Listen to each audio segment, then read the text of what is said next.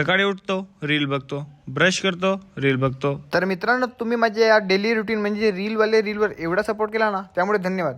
तर आजचा सीन कसा झाला होता की आम्ही बसलो होतो टाइमपास करत. यो सायंटिस्ट तर तुम्हाला माहिती असेल, चालू लॅपटॉप पण खराब करतो. याने ना 5 महिन्यात एक फोन घेतला होता. याने बॅटरीवर कुठला एक्सपेरिमेंट केला काय माहिती. 4 ते 5 महिने एवढा पबजी खेळून पण हेल्थ एक पण नाही गेलेली. आम्ही बसून ना टाइमपास करतच होतो की तेवढ्यात वातावरण एकदम खराब होऊ लागलं ना. वारे येऊ लागले. वादळ तर चालू होते, त्याबरोबर पाऊस पण यायला लागला. आम्ही मनातच विचार केला घराच्या आत घुसून जाऊ ना, ते तो वजन कमी आहे तर वाऱ्याने उडवून नेला तर काय नाही. आपला सायंटिस्ट बाईला विजामुळे घाबरून आतमध्ये बसला होता. म्हटला ज्याला गाडीवर कुठेतरी नेऊ. आईच्या गावात फक्त 9 वाजले तरी रस्ता एकदम सामसूम झाला होता. म्हणते एक पण गाडी नाही रस्त्यावर.